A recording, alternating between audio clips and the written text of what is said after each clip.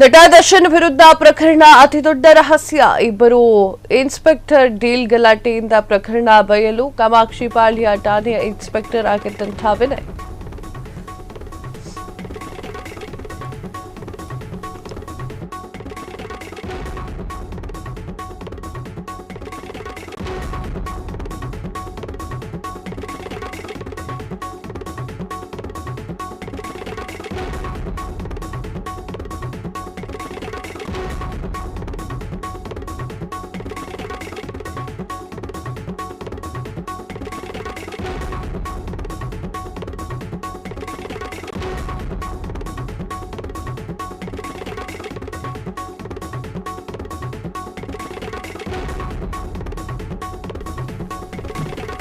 ನಟ ದರ್ಶನ್ ವಿರುದ್ಧದ ಪ್ರಕರಣ ಅತಿದೊಡ್ಡ ರಹಸ್ಯ. ಇಬ್ಬರು ಇನ್ಸ್ಪೆಕ್ಟರ್ಗಳ ಡೀಲ್ ಗಲಾಟೆಯಿಂದ ಪ್ರಕರಣ ಬಯಲು. ಕಾಮಾಕ್ಷಿ ಪಾಳ್ಯ ಠಾಣೆಯ ಇನ್ಸ್ಪೆಕ್ಟರ್ ಆಗಿದ್ದಂತಹ ವಿನಯ್ ಮತ್ತೋರ್ವ ಇನ್ಸ್ಪೆಕ್ಟರ್ ಗಿರೀಶ್ ಕುಮಾರ್ ಡೀಲ್ಗೆ ಯತ್ನ. ರೇಣುಕಾಸ್ವಾಮಿ ಶವ ಕಾಲುವೆಯ ಪಕ್ಕ ಏನು ಎಸೆಯುವಂತ ಹೇಳಿದ್ದ.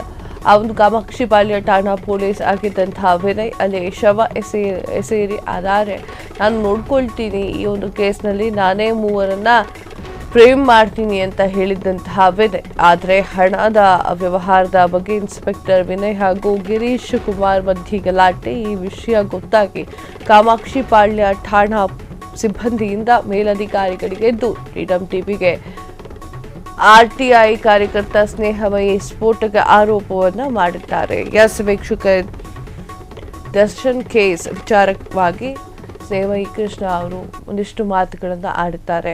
ಏನ್ ಮಾತನಾಡಿದ್ದಾರೆ ನೋಡ್ಕೊಂಡು ಬರೋಣ ಬನ್ನಿ. ಎಲ್ಲದಕ್ಕಿಂತ ಮುಖ್ಯ ಇನ್ನೊಂದು ಮಾತು ಹೇಳ್ತೀನಿ. ಆ ಪ್ರಕರಣದಲ್ಲಿ ಆ ಶವವನ್ನು ಆ ಸ್ಥಳಕ್ಕೆ ಬಿಸಾಕುವಂಥದ್ದು, ಸಾಕ್ಷ್ಯ ನಾಶ ಮಾಡೋಂಥದ್ದು ಎಲ್ಲದಕ್ಕೂ ಬೆಂಬಲ ನಿಂತಿದ್ದು ಸಬ್ ಇನ್ಸ್ಪೆಕ್ಟರ್ ವಿನಯನವರು.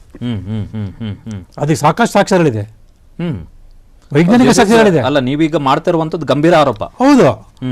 ವಿನಯ್ ಏನು ಸಬ್ ಇನ್ಸ್ಪೆಕ್ಟರ್ ವಿನಯ್ ಇದ್ದಾರೆ. ಯಾವ ಠಾಣೆ ಇನ್ಸ್ಪೆಕ್ಟರ್ ಸರ್ ಇವರು? ಕಾಮಾಕ್ಷಿ ಪಾಳ್ಯ ಸ್ಟೇಷನ್ ಇನ್ಸ್ಪೆಕ್ಟರ್, ಸಬ್ ಇನ್ಸ್ಪೆಕ್ಟರ್. ಅವ್ರು ಹೇಳೋದು ಆ ಸ್ಪಾಟಿಗೆ ತಂದು ಹಾಕಂತೇಳಿ ಅವ್ರು ಹೇಳೋದು, ಐಡಿಯಾ ಕೊಡೋದು ಅವ್ರದ ದುಡ್ಡು ಇಸ್ಕೊಂಡು, ಆರೋಪ ದುಡ್ಡು ಇಸ್ಕೊಂಡು ಎಲ್ಲ ಐಡಿಯಾ ಕೊಡೋದು ಅವರೇ. ಅಲ್ಲಿ ತಂದು ಶವ ಹಾಕಿ ಮತ್ತೆ ಬೇರೆ ಯಾರನ್ನ ಕರ್ಕೊಂಬಂದು ಅಲ್ಲಿ ಬಿಡಿ, ನಾನು ಅವ್ರನ್ನ ಆರೋಪಿಗಳನ್ನ ಮಾಡಿ ಏನೋ ಕೇಸ್ ಕ್ಲೋಸ್ ಮಾಡ್ತೀವಿ ಎಲ್ಲ ಮಾತಾಡಿ ಆ ದುಡ್ಡು ಇಸ್ಕೊಂಡು ಆ 3 ಜನ ಆರೋಪಿಗಳು ಸ್ಟೇಷನ್ ಕರ್ಸ್ಕೊಳ್ಳೋದೇ ಆ ವ್ಯಕ್ತಿ.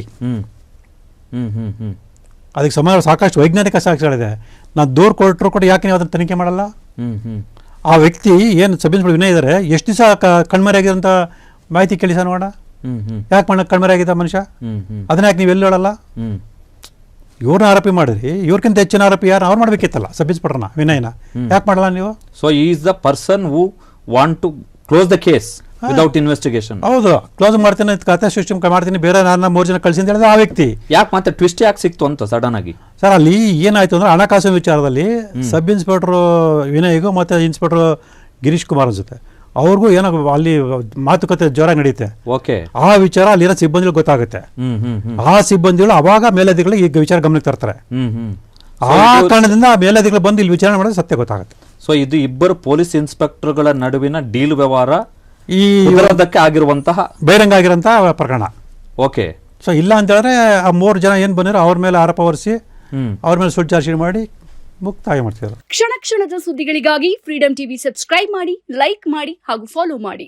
ಹೊಸ ಸುದ್ದಿಗಳ ನೋಟಿಫಿಕೇಶನ್ಗಾಗಿ ಬೆಲ್ ಐಕಾನ್ ಮೇಲೆ ಕ್ಲಿಕ್ ಮಾಡಿ.